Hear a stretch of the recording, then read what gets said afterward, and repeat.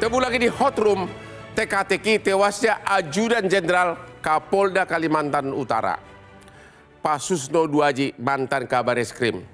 Tadi dari Kabid Humas Polda mengatakan bahwa dia itu meninggal ditemukan di kamar. Yang kedua, tadi pengacara keluarga korban mengatakan ada lebam di dua bagian tubuhnya. Dan karena itu di ruangan tidak ada CCTV. Komentar Bapak sebagai penyidik senior bagaimana? Baik, Bang Hotman, para pemirsa sekalian. Pertama kita mengucapkan duka cita kepada keluarga korban. Ya. Yang kedua, prihatin kepada kepolisian karena kasus seperti ini terjadi lagi. Sehingga orang mengasosiasikan, wah ini jangan-jangan Duren 3 atau Sambo Jilid 2. Benar. Kemudian yang berikut kita respect pada Pak Kapolri yang memerintahkan bahwa ini supaya diselidiki, diungkap secara tuntas, transparan, akuntabel. Nah, ini kalau menurut saya, pertama orang wajar berprasangka bahwa ini adalah Duren 3 kedua. Mengapa? Sama-sama terjadi di rumah petinggi, di rumah jenderal. Kemudian sama-sama menggunakan senjata otomatis, kemudian sama-sama terlalu cepat mengumumkannya. Kenapa terlalu cepat? Kematian seseorang itu, apalagi meninggal seperti ini, tidak mungkinlah diumumkan dalam jangka waktu 1 malam. Nah, wajarnya ini melibatkan scientific investigation. Kemudian, mengapa begitu? Karena seorang untuk menjadi ajudan, ini awalnya disebutkan ajudan, persis sama dengan Duren 3, kemudian bergeser menjadi pengawal pribadi. Nah, untuk seseorang menjadi ajudan, menjadi pengawal pribadi, syaratnya tidak gampang. Pertama dia harus polisi senior, dan ini betul. Artinya sudah pengalaman. Pengalaman sudah dalam bidang senjata begini. Senjata yang dipertanggungjawabkan pada dia tidak cukup hanya mampu, tapi selain dilatih, diuji coba dan lolos dalam menggunakan senjata itu. Ketiga, dia harus dites secara psikotes.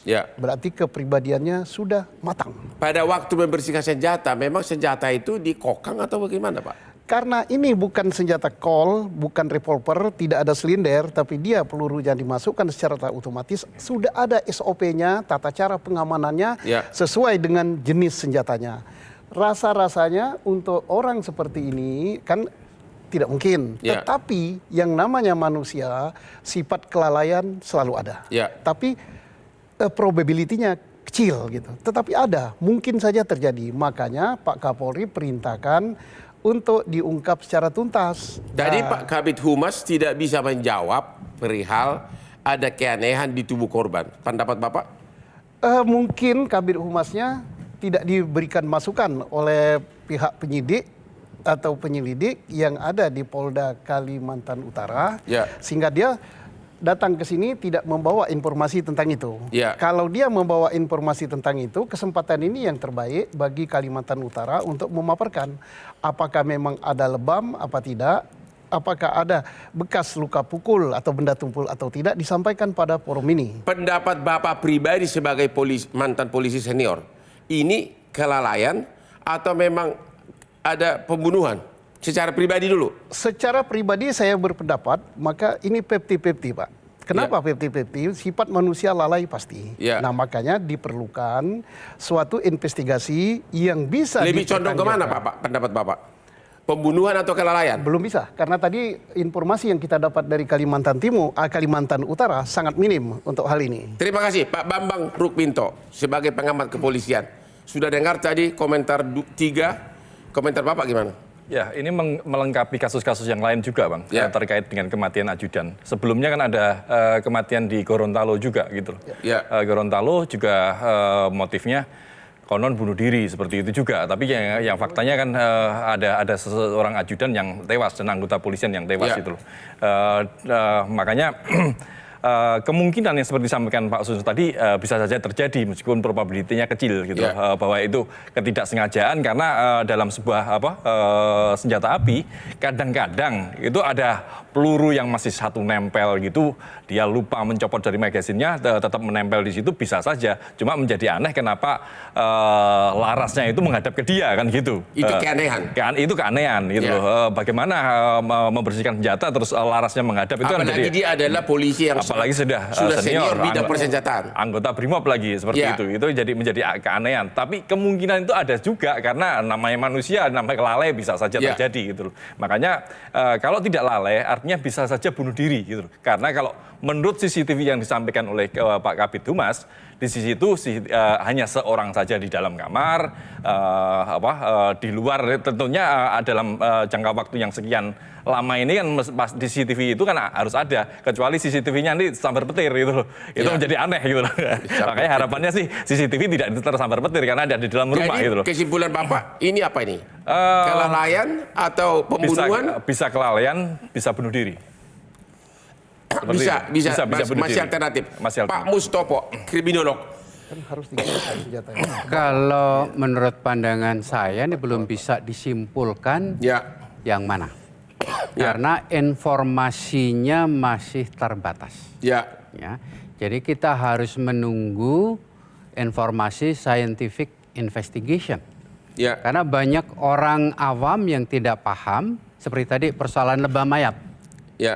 Lebam mayat itu saya pernah belajar kedokteran forensik, tapi saya tidak bisa menjadi saksi forensik, tapi pernah punya pengetahuan itu. Itu apa? Lebam mayat itu apa? Bisa terjadi setelah 30 menit semenjak kematian. Oh begitu? Ya, jadi bukan pada waktu sebelum kematian itu terjadi, tapi bisa terjadi 30 menit. Nanti bisa dikonfirmasi kepada ahli kedokteran forensik. Apakah memang itu berlaku. Ya. Jadi kecurigaan itu wajar. Ini kok kayak ada luka bekas pukulan dan segala macam itu wajar. Oleh karena itu kesaksian ahli amat sangat menentukan. Dan oleh karena itu segala kemungkinan harus diperhitungkan. Pembunuhan, bunuh diri, kelalaian. Tinggal kemudian nanti alat buktinya mendukung Bapak sebagai atau tidak. kriminolog, apakah mungkin kelalaian seperti ini terjadi bagi seorang anggota BRIMOB? Sebagai manusia seperti tadi Pak Susno dan Pak Bambang mengatakan bisa terjadi, tapi itu kasus. Ya. Artinya ketika dia kasus tidak perlu dijadikan rekomendasi perbaikan pelatihan misalnya. Karena ini kasus.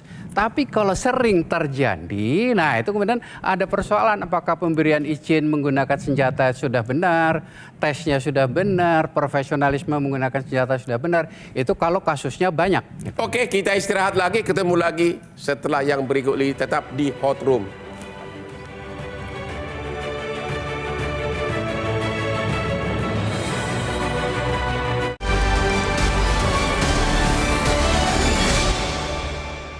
Jelajahi cara baru mendapatkan informasi. Download Metro TV Extend sekarang.